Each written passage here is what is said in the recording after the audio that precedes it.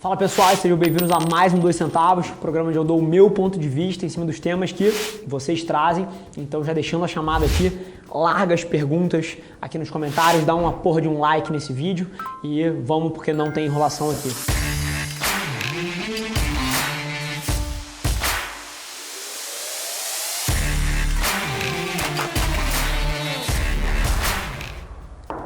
Primeira pergunta, Marielle Zen. Como não ligar para a opinião negativa dos meus pais sobre a minha iniciativa empreendedora?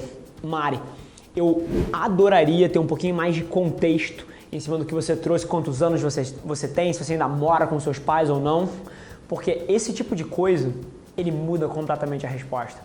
É curioso, tá? Vamos assumir aqui dois cenários.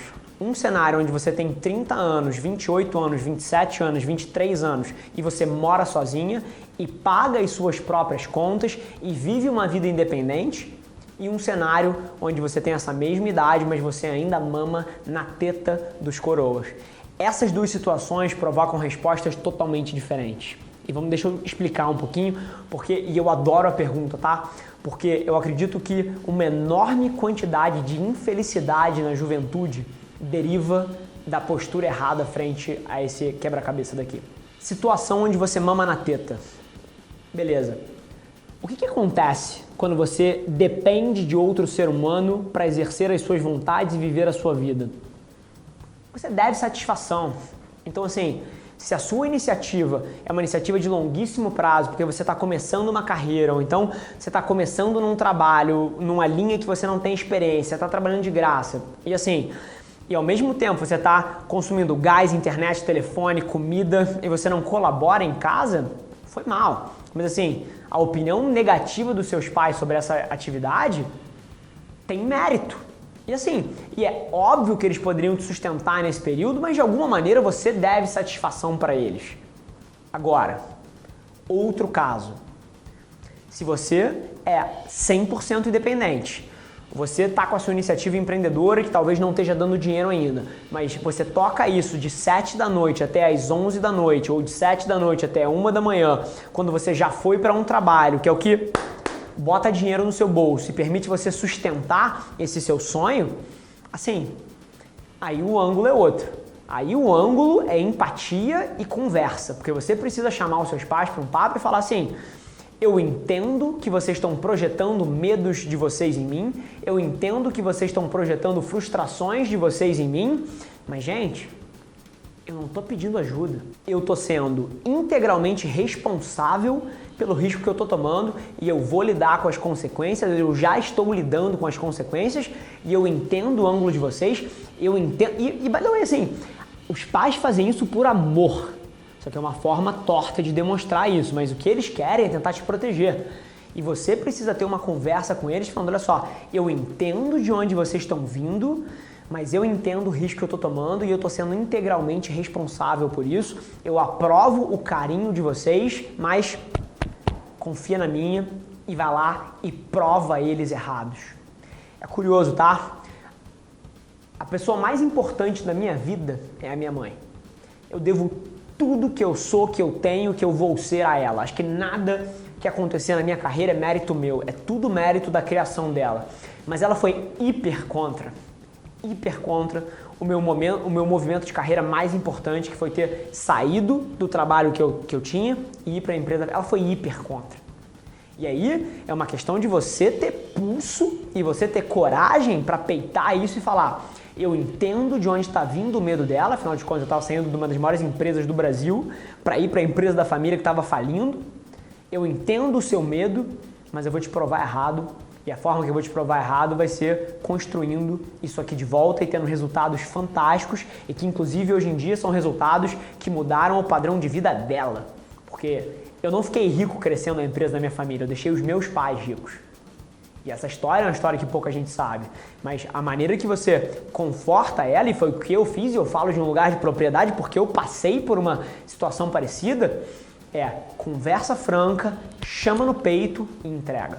Então, desse lado aqui, onde você não deve satisfação, você faz isso. E nesse lado daqui, a equação é outra. Se você quer começar a ouvir um pouco menos a opinião dos seus coroas, você precisa parar de mamar na teta.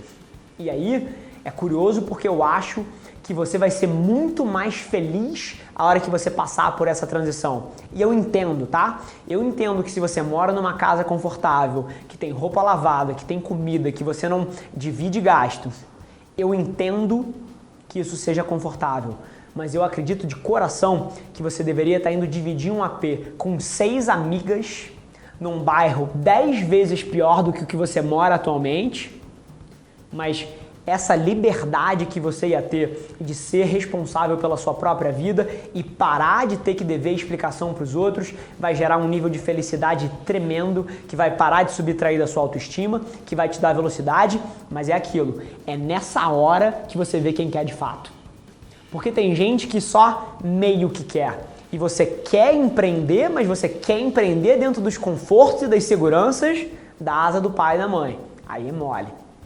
Mas nesse cenário você vai ouvir e você tem que ouvir porque você não é independente. O seu sonho empreendedor é uma fantasia de uma pessoa mimada. Agora, se você está afim de fato, sai da casa dos seus pais, começa a ser responsável pela sua vida e empreende nas costas desse risco e dessa situação. Então, assim, esse é o playbook. Acho que tem 2 cenários diferentes aqui e é uma tese que eu acho que liberaria felicidade em 90% das pessoas que sentem essa dor de terem que dever explicação para os outros. Mas, assim, é nessa hora que a gente vai filtrar quem quer e quem não quer, e a vida é feita disso, esse é só um primeiro momento. Depois que você for para essa vida, aí a vida vai te testar se você quer de fato empreender, se você está disposta a abrir mão das coisas no curto prazo para imprimir o seu sonho no mundo. Mas essa é um pouquinho a forma que eu vejo, espero ter ajudado aí. Pegou essa? Segunda pergunta. Maik, acabei de ser demitido e quero empreender. Por onde começo? Maik, cara, super empatia pelo seu momento, tá? Inclusive uma das coisas que eu tenho falado mais no meu conteúdo é a situação que o Brasil vai passar e está passando, o nível e o volume de desempregados num curto espaço de tempo nunca na história foi parecido.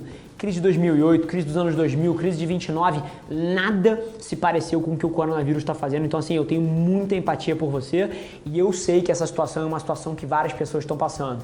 Agora, eu não seria irresponsável nesse momento. Empreender é uma coisa que precisa de fôlego de alguma maneira. E você precisa de uma maneira de cobrir a sua bunda enquanto você vai perseguir esse sonho. Qual é a forma certa que eu acho de empreender, tá? E eu falo isso de um lugar de propriedade, porque quando eu fui para a empresa da família e eu pude aceitar um salário 4, 5 vezes menor do que eu ganhava no mercado para entrar numa empresa semi-falida para empreender, eu tinha uma pequena reserva. Depois, quando eu fui abrir a Lince Rádio, eu já tinha a Lince rodando e dando certo. Depois, quando eu fui abrir a Velar Mídia, eu já tinha essas 2 dando certo. Depois, quando eu fui abrir a Cria, eu já tinha essas 3 dando certo. Então, todos os atos de empreender que eu tive foi, eu tenho alguma coisa funcionando e eu começo a minha nova coisa no meu tempo livre. Em vez de assistir Netflix à noite, em vez de ir pro bar, eu uso o meu 8 da noite até as 10 da noite, ou até a meia-noite, ou até a 1 da manhã, para construir a minha próxima coisa, sem deixar de levar em consideração o meu curto prazo. Então, o que eu te falaria? Cara, empreender é uma atitude extremamente arriscada, que inclusive se a gente fosse balancear o risco-retorno, é totalmente ilógico você empreender. Isso é uma coisa interessante da gente entrar um dia, mas não vou navegar nisso agora. O que eu faria? Buscaria o mais rápido possível um trabalho que te tome muito pouco tempo, cara, nem que seja ser porteiro e que possa botar um dinheiro no teu bolso. E assim, não é desmerecendo o porteiro não, tá? Eu falei porteiro porque porteiro é uma profissão que eventualmente você vai ter tempo de fazer outras coisas enquanto você está no próprio trabalho. Ele vai te exigir pouquíssimo. Você está ali na recepção e você pode estar com o notebook ali no Wi-Fi construindo a tua loja online ou produzindo conteúdo e aí chega alguém e você atende. Tem outras profissões que você não pode fazer isso. Telemarketing, você está ali o dia inteiro no telefone. Se você vai para o caixa de um supermercado, você está o dia inteiro atendendo ali. Então assim, se você vai trabalhar em loja, você está o dia inteiro trabalhando. Tem certas profissões que talvez você cubra o teu curto prazo e você libere tempo para durante o trabalho dar um jeitinho de trabalhar no teu sonho ali de forma paralela. Agora, se o teu padrão de vida é maior, se você precisa de mais dinheiro, cara, arranje um trabalho de 8 às 5 que não te consuma fora desse tempo, para você poder chegar em casa às 6h30, 7 horas e trabalhar de 7 às 11 no seu sonho. Porque esse projeto paralelo, ele vai demorar a pegar tração. E provavelmente você vai adorar ou ter um colchão de reserva para passar por esse período, ou então ter alguma coisa rodando e enquanto aos pouquinhos você constrói o teu sonho empreendedor.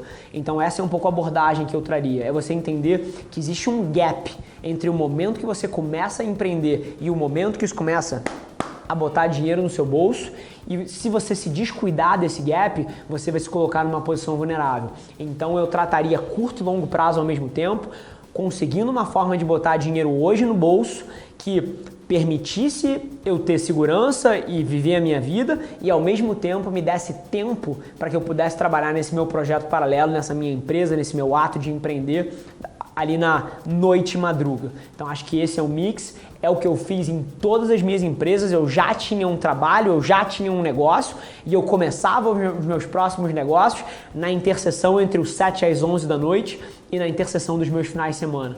Então eu acho que esse é um playbook que eu inclusive tenho muita propriedade para falar, porque foi o que eu fiz na minha própria vida e eu tenho certeza que pode gerar valor também. Boa! Gente, mais uma vez, se você quer ter a sua pergunta aqui no programa, larga aqui nos comentários, deixa seu like no vídeo, se inscreve no canal. É super importante, esse programa ele é construído a 4 mãos, então a gente está sempre escolhendo as 2 melhores perguntas. Capricha na redação, larga aqui embaixo e a gente se vê no próximo 2 centavos. Abraço, gente!